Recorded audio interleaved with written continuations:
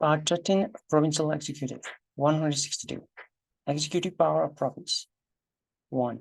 The executive power of a province shall, in accordance with this constitution and provincial law, be vested in the Provincial Council of Ministers, provided that in case a provincial executive does not exist because of enforcement federal rule, the chief of province shall exercise the executive power of the province as directed by the government of Nepal. 2. The responsibility for issuing general directives, controlling and regulating the government of the province shall, subject to this constitution and other laws, lie in the Provincial Council of Ministers. 3. All provincial executive functions shall be performed in the name of the provincial government. 4. The executive power of the province shall be as referred to in Schedule 6, Schedule 7, and Schedule 9, subject to this constitution, provided that the Provincial Council of Ministers shall exercise the executive powers in coordination with the government of Nepal, except as explicitly provided for in this constitution and in the federal law in relation to concurrent powers of the federation and the province. 5. Any decision or order to be issued in the name of the provincial government pursuant to Clause 3 and other instruments of authorization pertaining thereto shall be authenticated as provided for in the provincial law. 163. Provisions relating to Chief of Province.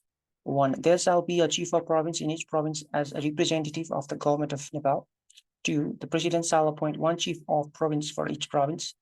3. The term of office of a chief of province shall be 5 years, except where the president removes him or her from the office prior to the expiration of his or her term of office. 4. The same person may not be the chief of province for more than once in the same province. 164. Qualification for chief of province. A person who has the following qualifications shall be eligible to become the chief of province. A. One who is eligible to become a member of the federal parliament. B. One who has completed the age of 35 years. And C. One who is not disqualified by any law. 165. Vacation of office of chief of province. 1. The office of the chief of province shall fall vacant in any of the following circumstances. A. In case he or she tenders resignation in writing to the president. B. In case his or her term of office expires or he or she is removed from office by the president prior to expiration of the term. C. In case he or she dies. 2. In case the office of the chief of province of any province falls vacant, the president may be designated the chief of province of another province to act as such also for such province. 166. Functions, duties, and powers of chief of province. 1. The chief of province shall exercise such powers and perform such duties as conferred to him or her in accordance with this constitution or law. 2. In exercising the powers or fulfilling the duties pursuant to Clause 1, the chief of province shall perform all the functions to be performed by him or her on recommendation and with the consent of the Provincial Council of Ministers, than those functions specifically provided to be performed on recommendation of any institution or official in accordance with this constitution or law. Such recommendations and consent shall be submitted to the chief minister. 3. Any decision or order to be issued in the name of the chief of province pursuant to Clause 2 and other instrument of authorization pertaining thereto shall be authenticated as provided for in the provincial law. 167. Oath by chief of province. The chief of province shall, prior to assuming office, take an oath of office and secrecy before the president as provided for in the federal law. 168. Constitution of Provincial Council of Ministers. 1. The chief of province shall appoint the leader of the parliament party commanding the majority in the provincial assembly as the chief minister, and the Provincial Council of Ministers shall be constituted under his or her chairpersonship. 2. In cases where no party has a clear majority in the Provincial Assembly pursuant to Clause 1, the chief of province shall appoint as the chief minister a member of the Provincial Assembly who is able to command majority with the support of 2 or more parties representing the Provincial Assembly. 3. In case where the chief minister cannot be appointed pursuant to Clause 2 within 30 days after the date of declaration of the final results of election to the Provincial Assembly, the chief minister so appointed falls the secure vote of confidence pursuant to Clause 12.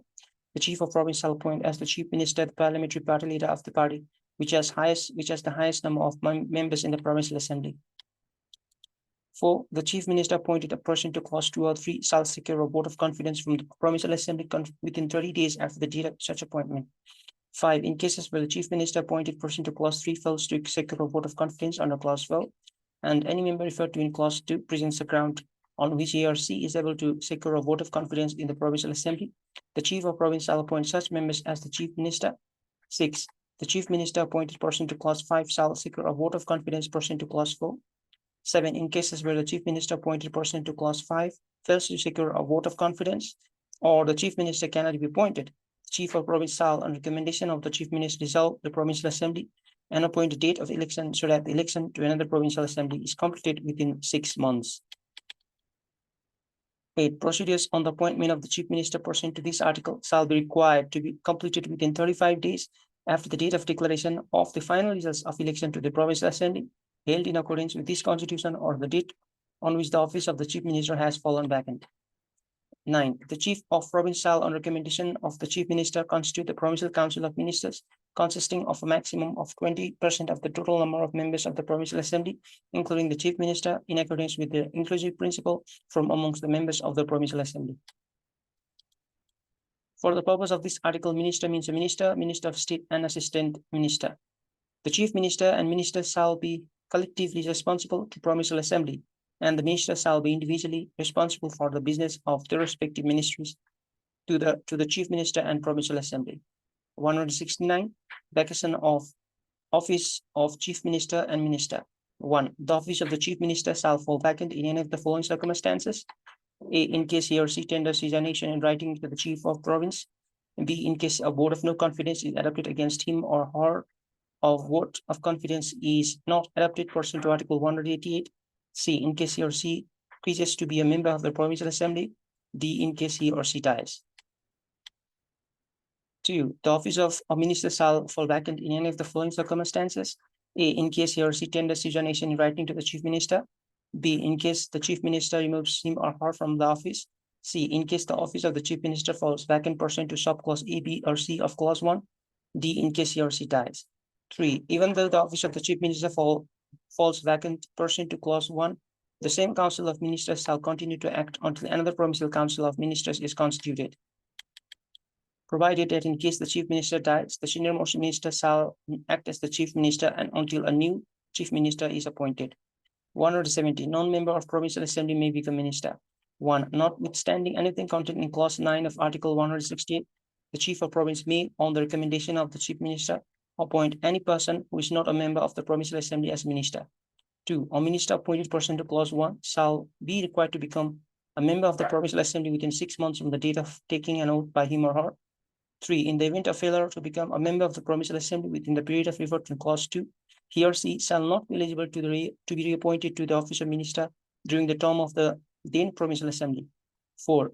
Notwithstanding anything contained in clause 1, a person who has lost the election to the then Provincial Assembly shall not be eligible to be appointed to the office of minister pursuant to clause 1 during the term of such Provincial Assembly. 171. Remuneration and other facilities of Chief Minister and Minister. The remuneration and other facilities of the Chief Minister and Ministers shall be as provided for in a Provincial Act, and until such Act is made, shall be as specified by the Provincial Government. 172. Both the Chief Minister and Ministers shall, before assuming the respective offices, take an oath of office and secrecy before the Chief of Province, and Ministers of State and Assistant Ministers before the Chief Minister, as provided for in the Provincial Law. 173. To give information to Chief of Province, the Chief Minister shall inform the Chief of Province about the following matters. A. Resolution of the Provincial Council of Ministers. B. Bills to be introduced in the Provincial Assembly. C. Such other necessary information as commanded by the Chief of Province on matters set forth in clauses A and B. And D. Current general state of affairs of the province. 174. 174. Transaction of business of provincial government. The allocation and transaction of business of the provincial government shall be carried out in accordance with the rules approved by the provincial government. 2. No questions shall be raised in any court as to whether or not the rules referred to in clause 1 have been observed.